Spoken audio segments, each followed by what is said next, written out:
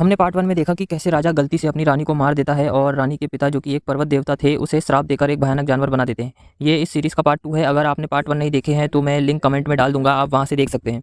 यदि कोई सच्चा प्रेम करने वाला व्यक्ति आए और उसे दिल से चाहे तो यह श्राप टूट सकता है।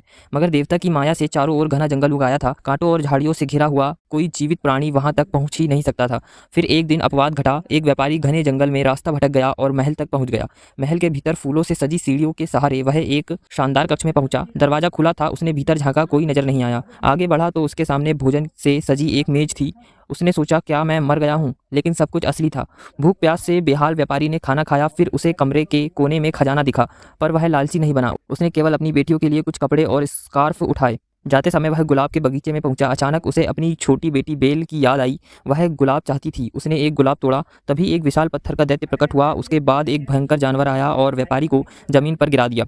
मैंने तुम्हें खाना दिया, विश्राम दिया, फिर भी तुम मेरा सबसे प्रिय फूल चुरा रहे हो, जानवर ने क्रोध में पूछा।